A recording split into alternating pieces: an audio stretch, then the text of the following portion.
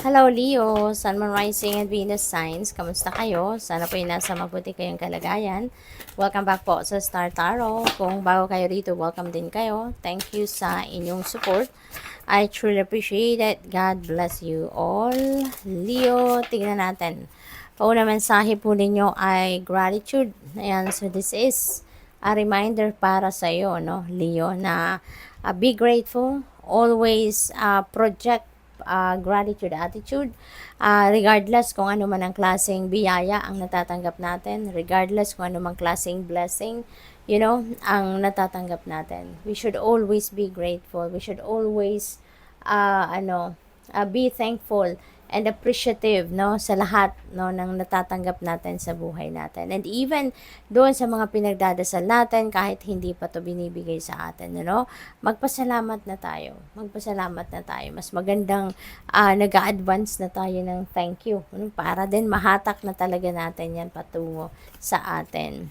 We have patience. Ayan, be patient, Leo. Baka ang iba sa inyo dito nagmamadali, nang gigigil. No, gigil na siguro ang iba sa inyo na matanggap nyo na kung ano man ang mga heart's desires ninyo, kung ano man yung mga pinagdadasal ninyo, no?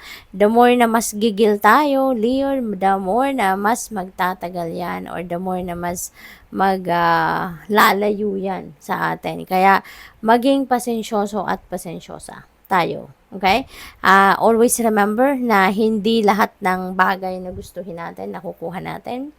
Kasi naman, 'di ba? It's the universe, no? Kagustuhan niya, kung anong kagustuhan ng Panginoon, 'yun ang nasusunod, 'yun ang nangyayari. Kaya minsan nakakatsamba din tayo, no, na kung anong gusto natin, siya rin ang dumadating, siya rin ang nangyayari, 'di ba? So, ano tayo doon? Tsamba tayo doon. Pero sa lahat ng bagay, hindi ba? God has a plan for us.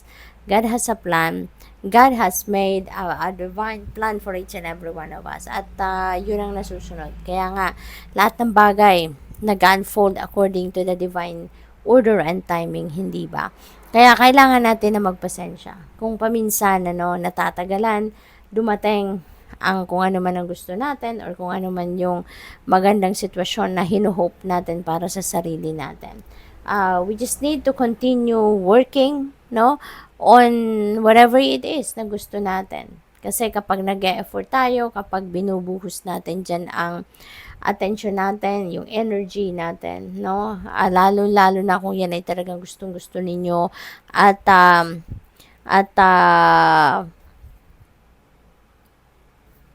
yan din ay in the end makakabuti talaga sa inyo. You can expect, no, na yan ay ibibigay din sa inyo. So pag nag-e-effort tayo, we're putting hard work on what we are working on, 'di ba? Nakikita yan ng universe. Sincere tayo sa pagtatrabaho natin para makamit natin yan. You never know, 'di ba? Miracles do happen. Kaya maaaring yan din ay ibigay din sa iyo eventually, no? So be patient. Kaya wag tayong magmadali. Let's just go with the flow. Yun ang mas nakakabuti. We have transmutation. Ayan. So there is some kind of transmuting anything, like a big change, no? Parang ganon, no? Baka isang malawakang pagbabago ang maaaring mangyari dito sa buhay ninyo. Parang maaaring nanggagaling kayo sa isang dark situation, no? And you are going to rise above that. At parang meron ditong para kayong phoenix rising from the ashes, kumbaga, no? Galing kayo siguro sa problema, galing kayo sa matinding pagsubok, and ngayon mapagtatagumpayan nyo na yan. That's why there is a promise of rebirth then dito sa energy na to. So you are up for change, at saka bagong buhay, no, Leo? Merong pagbabago ng inyong sitwasyon dito. Hindi lang siguro ito sa isang parte ng buhay ninyo, no, na magbabago. We have knowledge. Ayan. So, maybe you are studying, no? Baka nag-aaral kayo, or baka you are curious about something, kaya siguro patuloy kayo nagre-research, or baka nag-aaral kayo. Baka ang iba sa inyo talagang bumalik sa school, yung ganon, para mag-aral, no? Maybe may mga ganong sitwasyon ang iba sa inyo rito, Leo, no? So, good luck to that. Possibly then, na baka ang iba sa inyo dito is expanding your knowledge, no, on your own, no? Baka self-taught ang ganap dito for some of you. So, good luck po. Tignan natin kung ano pa yung mga mensahe para sa'yo for today.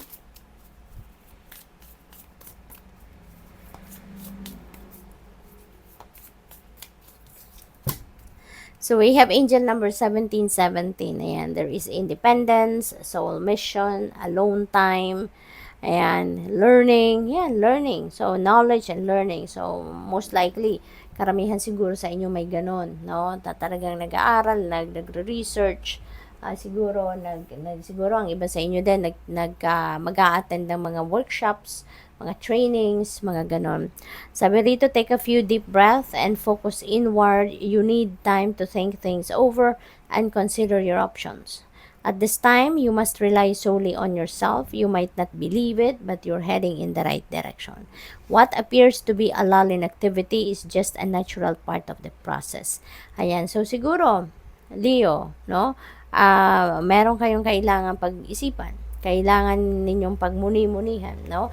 At maaring kung ano man ito, this could be an important decision making na maaring kinakaharap ninyo. Pwede rin, no? Na yung pagbabagong ito, yung transmutation energy na yan, maybe maghahatid ng sitwasyon sa inyo wherein kailangan ninyo sigurong mamili, kailangan ninyong pagdesisyonan kung alin path ang tatahakin ninyo, no? What else? We have angel number 2112. Someone watching over you. Ayan, merong nakatingin sa inyo lagi. Maaaring ito yung inyong mga spirit guides or baka ito yung inyong mga guardian angels. Lagi kayong binabantayan, lagi kayong ginagabayan, ginagwardyahan, yung ganon. Good fortune energy is also here, so napapalibutan din kayo, no, or nababalot din kayo ng good fortune energy, so that is swerte. At saka sabi rito, even if it seems like you're not making any meaningful progress, things are moving in the right direction.